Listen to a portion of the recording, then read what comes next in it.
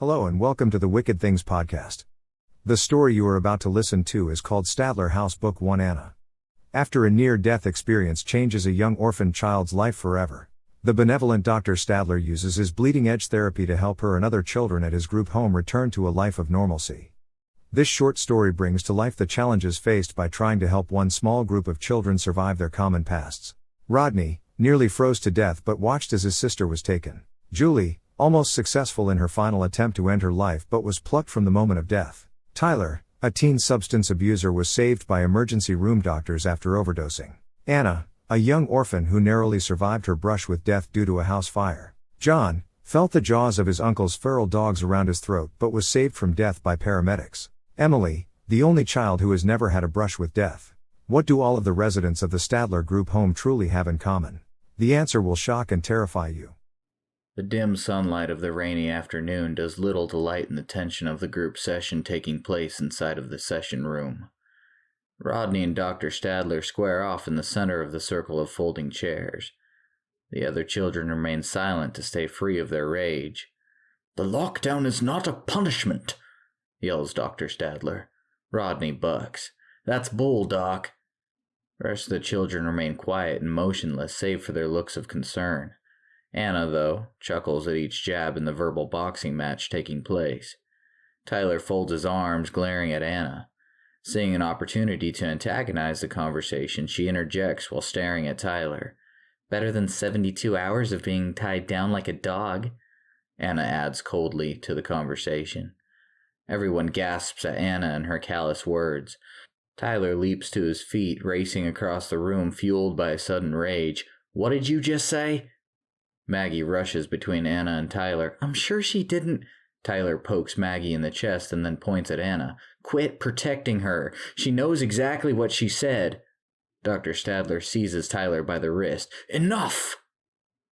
Maggie steps from the circle, throwing her arms skyward. She turns, pressing her clenched fists at her sides. She pauses, seeing two human-like shadow figures standing behind Tyler's chair, watching the commotion.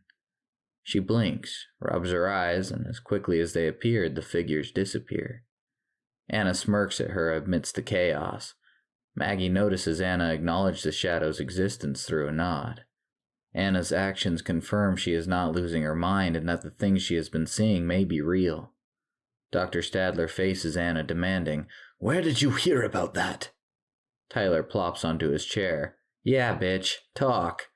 Dr. Stadler yells, "That's enough, Tyler!" Anna sits, unmoved by the doctor's actions. Anna begins her story. "After the fire, when my parents died, and the doctors tied me down." Anna pulls up the sleeve of her blouse to reveal horrible burn scars running up her arm from the elbow.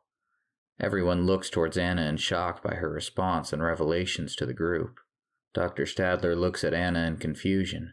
"What are you talking about?"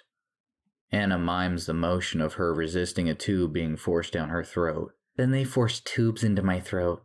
They said it would help me breathe, but it did not help." Anna vomits, ejecting both black and green bile onto the floor in front of herself. Maggie covers her face in shock. Julie leaps from her chair, covering her mouth. "I'm going to my room." Dr. Stadler waves his arms, motioning for everyone to clear out of the group session room. "Session's over. Just go to your rooms. Anna, stay put." Dr. Stadler faces his wife. "You and I need to talk. Let me handle this first. We'll talk tonight, I promise." Maggie wipes tears from her eyes. Emily walks to Maggie and hugs her. "She will be okay. She's my friend." She places her hands on Maggie's face and turns it towards her. Emily stands and grabs Anna's hand. Emily looks a little confused by her look of contentment with her actions. "I guess that's over." Anna chuckles at the discussion's curt ending. Emily gags at the smell of the thick, chunky pool of vomit, but turns and exits the room with Anna in tow. John grabs Tyler by the sleeve. "Come on, let's go work out and get away from this shit." Tyler glares at Anna, mouthing the words, "I'll get you, bitch." John drags Tyler out of the room with him, towards the makeshift garage gymnasium. Dr. Stadler and Maggie exit last, turning off the room lights, and carry a large stack of files with them. She nudges him once in the hallway en route to his office. You need to tell me what the hell just happened. Dr. Stadler hushes his wife. We can talk, but only once inside my office. Maggie nods in acceptance as she opens the door to his office. Fine, but this had better be some real answers, not like last time. He enters the office and turns on the room light. Maggie closes the door behind them. She sits opposite Dr. Stadler at his desk. What the hell was all that about, and how did she know about Tyler? Dr. Stadler stares blankly as Maggie begs him for an answer. Did Anna die like she claimed? Dr. Stadler slides Maggie Anna's file from across the table. Maggie looks confused at the multiple file names on the medical folder. I don't get it. Maggie opens the first of the linked files. Stephanie Long? Is this another kid you want to work with? I hardly think this is the time to discuss. Dr. Stadler shakes his head no. No, Maggie. That is or was Anna. Maggie stands up, paces a moment reading the chart.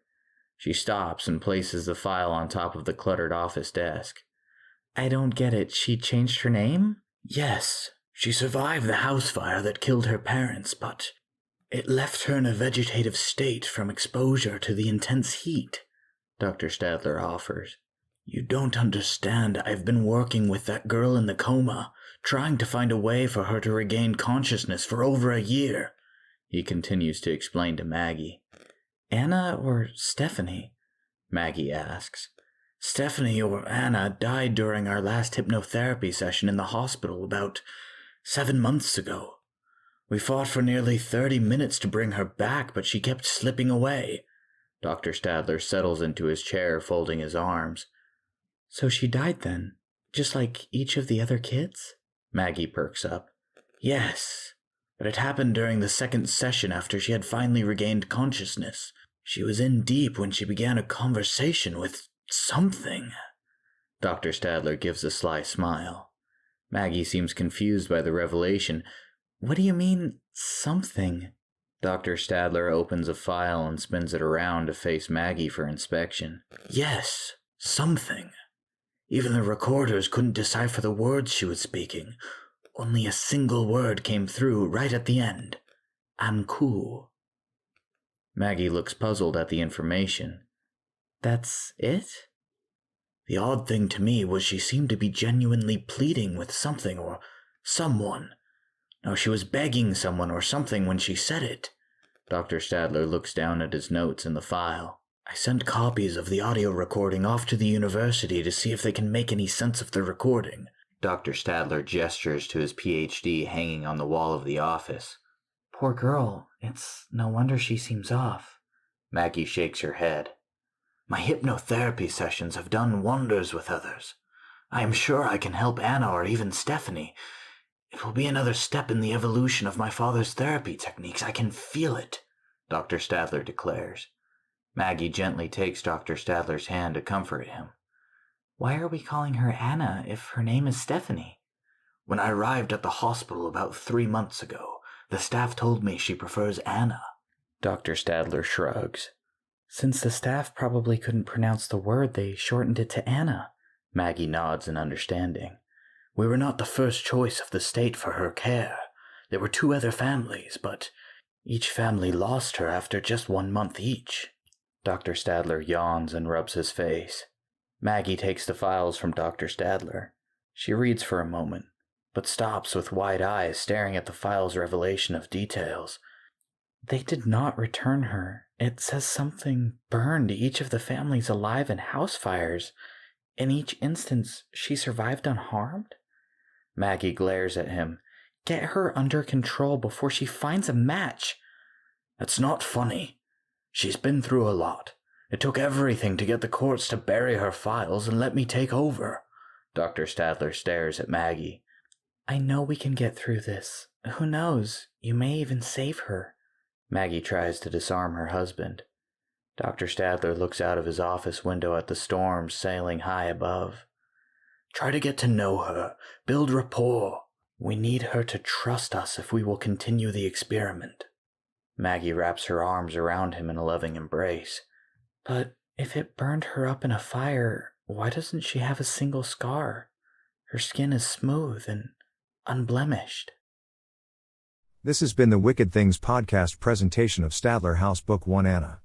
Thank you for listening. And come back real soon.